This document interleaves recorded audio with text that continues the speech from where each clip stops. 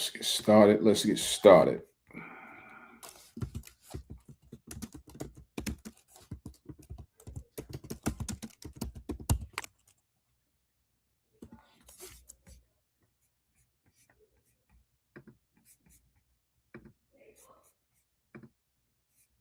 All right, peace, y'all.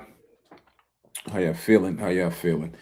Today is Wednesdays. Wednesdays is always good days for us because this is our training day. When I say training, that's our private paid community of land investors that we train with once a week.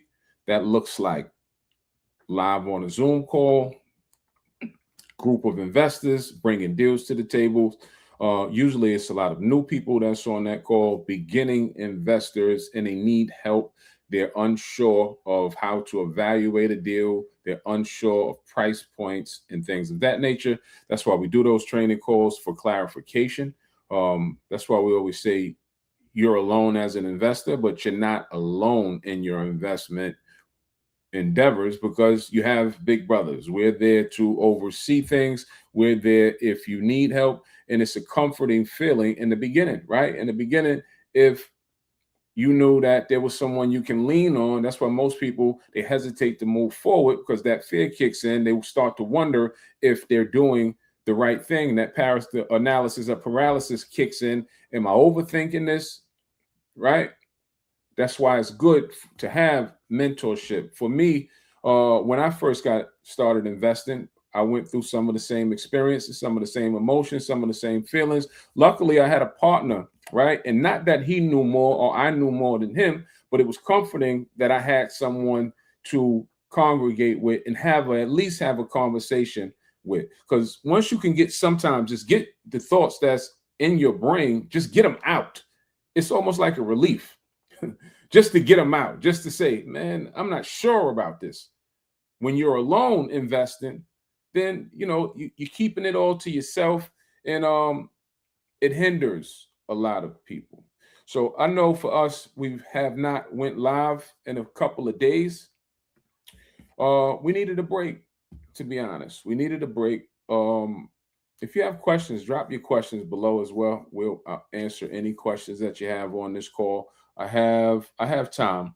I have 20 minutes before my training call starts, so 20 minutes is plenty for me to answer questions. But we needed a break, right? Because burnout is a real thing, and it's not that we took a complete break from land investing or from running a program or class. It's just that it's a lot that goes into being successful. You have social media, which is at the forefront. Let's just break down what most of these influencers are, somewhat what that machine looks like. Social media is the engine that makes it go. Social media, Instagram, Facebook, all of these things, these are dopamine hits. This is to attract people. This is to say, get them to stop, get something, have a hook that grabs their attention and say, hey, here's what I present, here's what I do, here's what my offer is. That's social media. Then there's phase 2 of social media. I call it like the quarterback and the receiver. First line, quarterback, throwing. You have to throw it. Second line, who's catching it, right? Who's catching it once someone does stop into your ecosystem? Who's catching it, right? Then you have to respond from there. And then where you're sending them to from there. That's the third phase. Where are they going from there? Because it's a revolving door. There's always people finding you who've never heard of you before. There's people that have been with you somewhere along your journey, and there's some people that's just convinced, I believe in what you do. They've probably been there with you for the longest. So that's just that phase. Then once you have built the program up, then you have to tend to the program. You have to tend to the room. There's such things like retention rate. How long are people staying with you? How long can you hold people's attention to keep them staying in your ecosystem, right? So you have to cater to that as well. Then you have to continuously bring in new people. And then you have to run your own business. So there's a lot that goes into it. So that's why when I say burnout is a real thing, the best advice that I can give if anybody is moving in any capacity of running an online business, it's a real business, but it is somewhat online as well in as far as the teaching capacity. Find a way to replace yourself. That's what we've learned. Hire to remove yourself, right? Hire some good hands to be able to offset the load. some comparable hands that can do things and get things done like you would have to train those people that you're hiring. These are things that we learned along the way. And guess what? You never find someone that you feel that can quite do it like you can do it. But in order for you to scale, in order for you to grow, you have to remove yourself. You have to get out of the way. So that's that. It's the same thing with land investing as well. Because like I have a personality that this has to work or this has to work. Once I'm in, I'm all in.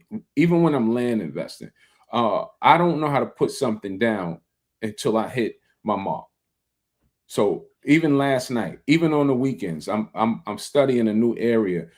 In fact, I'll talk about that. Let's get into all of that. But it's a new area that I stumbled into that I like. It's not too far from where I live. It's drivable, good numbers up there. So before we start to invest in new areas, I need to know all that I could know, right? I'm breaking down. How we move in this space is by counties, not by cities, by counties, right? So if I come into a county, that means that a county offers different areas, right? Counties have different cities in it, different zip codes. So I need to identify before I start investing in that particular county, I need to know what's the hot side of the county, what's the hot markets, what's the lower side, and things like that for multiple reasons. For one, I need to know price points. Where is this worth it? Which side yields the most? And it's not necessarily about the most, right? It's just I need to know so I can know how to situate my offer, if that makes sense. So if I identify that the east side of the county is going for, let's just say, $100,000, and the west side is going for $50,000, that's a big difference. So I can't send out the same offer, or I can't blanket the county with the same offer, because if I send out the same offer to 100,000 on this side, 50,000 on this side, and what's my offer at that point if I was to blanket it? So if I even wanted to double my money, if I put 50,000 out to make 100,000, that means that the 50,000 side, I'm not making any money on that side. So you can't blanket it, right? That's called county pricing, by the way. That's why I don't necessarily like the county price. I like to zip code price. When I start to zip code price, now I'm seeing what's happening in each area, because each zip code will get a different offer, if that makes sense. Maybe speaking a little advanced, if I don't know. You may know what I'm talking about. You may not know, but just follow. Act like you know. You can comprehend. So once we break things down by zip code, we're more efficient in our pricing. The more efficient we are with doing our due diligence, the more efficient we can be with our offers. Why is that highly important? Because when we're putting offers out into the marketplace, two things could happen. You can come in so low that it's offensive, and then everyone's offended and you get no responses back. Or you can go in too high and everyone's happy and you get a ton of responses back and everyone wants to sell to you. That's no good. No bueno. We don't want everyone to be happy. If they're happy, we're probably not making a lot of money. If they're too pissed, you probably won't make a lot of money that way as well. So we want to situate it to just to where it's an offer that's not so offensive, but not too high, for someone that's on the market that's looking to sell or potentially sell. That's all we're looking to do, is extract people that are looking or potentially looking to sell. Many times they'll take our initial offer. Other times we may have to negotiate and land on favorable terms for both parties. So that's what I've been spending my time doing the last week or so, because we have made the mistake of not finding a balance between maintaining our personal business on a high level and teaching on a high level, right? That's extremely hard when you're on the come up as well. Balance. It almost doesn't exist, to be honest with you. until you can find other people to replace you. That's why I started off saying that. You have to find other people, you have to hire if you're looking for balance. Because once you take the focus off of one thing to make another thing great, this thing suffers over here that you took the focus off. So, plus, we're in the season of anybody that's been following us for any significance time. We've spoke about this over the years that eventually we wanted to position ourselves to where we're not just buying land and flipping land. It's cool. We make money doing it. It's cool, but we're at the fades of our career that it's time to move on to bigger situations and bigger deals. So we've been focusing on that. And what does that look like? Bigger situations from a land investing standpoint is now we're acquiring land and we're looking to build out and place structures on those said properties and move those deals that way, or hold to rent. Eventually, it'll start off in the beginning. We'll still be building it to sell in the beginning to build up the capital or capital building right now. And then we'll start to hold because we're holding for a long-term project. I won't let that one out the bag yet, but it's a long-term, need a lot of money for the big project. So unless an investor comes along and says, here, Acre Boys, I got some M's for you, we're on our own, right? So we're moving into the building phase. I've been in contact with a builder. In fact, he's a friend of mine. So he's on board. Now I have a construction team where we'll be able to go out, find lots, build on it. Only thing I would say, if anyone is hearing this and that resonates with you, my personal opinion is I don't want to get involved in those deals if it's not something that I can physically go and see. We always speak about buying virtual, but when I'm putting structures on land, I'll buy land virtual all day long. I'll buy it in Alaska. I'll buy it in Hawaii. I'll buy it anywhere from a virtual standpoint if it's just raw land. We have the skill set to know how to get around that and evaluate to make sure it's still a good piece. But now when we're dealing with structures, building houses from the ground up, I need to lay eyes on that. I need to go walk on that. I need to physically see it because phase one, after permits, after acquiring land, after permits and things like that, it's going to be, we have to clear it, the land, to get it ready to be built on. And if I haven't laid eyes on that, that price can range depending on what we're clearing, depending on if, really what it would be detrimental to a deal if we have to start bringing in dirt and leveling out things like that. That can get really pricey. So in my opinion, I would always lay eyes on anytime we're talking about putting a structure or building a structure. And I don't trust builders. I don't trust them, period, to be my eyes and ears. Not when it comes to that, because I used to do fix and flips. And if they can take you for a ride, they're going to take you for a ride. All right, let me see if I have any questions that I can answer. Christian Hare said, as a beginner, is it best to start off with a lot or a little? Great question, by the way. I always say start where you are, start where your budget will allow you to start. That's my personal opinion. We try to give and put people in the best position. So I always say start with something that's not a heavy lift or something that won't hurt, right? We don't want to do things that will hurt us. So if it doesn't hurt to invest, I'll start there. And if there is a limited budget, I always recommend that you start with tax deed investing. It's more predictable, tax deed investing. What I was talking about with sending out offers, that's called direct to owner.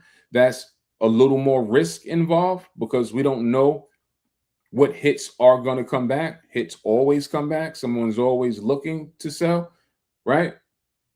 But it's a little more risk involved with that. Tax deeds, little more predictable if you know what you're doing It's unpredictable when you don't know what you're doing. And the reason why I say it's a little more predictable because you can see what you're spending, and you should be able to go out and get a guesstimate or estimate of what the market is doing and set parameters. That, in so many words, if I pay X, Y, and Z here, I should be able to sell for that amount based upon the homework that we teach people how to do. Then we can make decisions from that standpoint. So I always say start where you are. Start where the budget allows you to start. And the beauty about the tax deed space and the tax deed world is that we've done an excellent job at finding places as little as $500 to get started. Now, with $500 or $1,000 or $1,500, $2,000, these low denominations, don't expect it to move so fast, right? It's just not going to move fast, right? This is investing. Investing takes time. When you're doing tax deed investing, there is a lag. Why is there a lag? Because if you win the bid from an auction, auction typically takes 30 to 60 days to get that deed out the door. That's a 60-day lag before you even have the deed to put on the market to sell. Then once you receive the deed, you have to put it on the market to sell. We have to allocate time to find the buyer. So, let's just say we found the buyer in 3 months. Now that's 5 months before we made a dime, right? And then once the money comes back in, then you go and get another one. Now you have to wait another 2 months. So that's 7 months. So I always say, that's why I say, get in and learn as fast as you can and get a deal underneath your belt. Because once you get a deal underneath your belt, you start to feel a little more confident. Oh, I can do this. This works. What the Acre Boys were saying, oh, it's a real thing. And then you feel like maybe I can do 2 at a time as opposed to 1. As with any business, it takes time to catch a flow. We always tell people, when you're hearing us speak these days, whether it's social media or in person, you may think that we're new, but this is us on our 10th year, not our first or second. This is us on our 10th year, year 10. So it moves a lot faster for us because we've been through that phase already. That's why I can speak abroad about what it will be like in the beginning.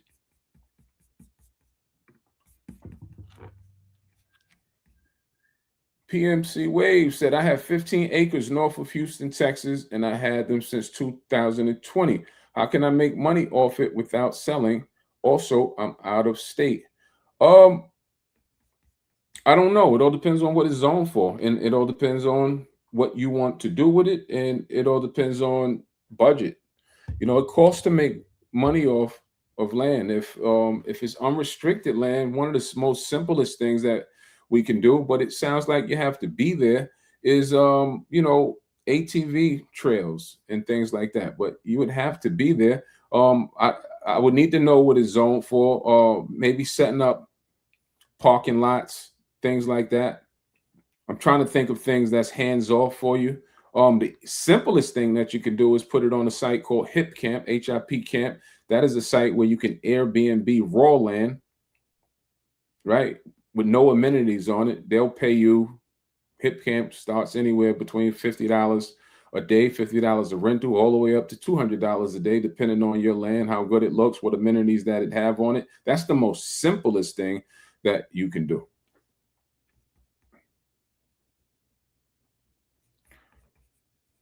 He said it's rural. Yeah, I would find out what's in the area, what's in demand in the area. That's always key too, because we can't bring something to an area and there's no demand for it. So I will find out what's in demand in that area. Does it need to be cleared to fit what's in demand in that area? But I would, if it sounds like if it's 15 minutes away from Houston,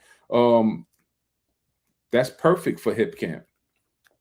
That always does well. Anytime we have unrestricted land that's within an hour range of a major city, someone's always looking to camp out on it and do things like that. You really should start to rack your brain of what you could put there if it's 15 minutes away from Houston. That is what we call you're in like right in the growth pattern right there. Like 15 minutes away from a major city in unrestricted land always does well.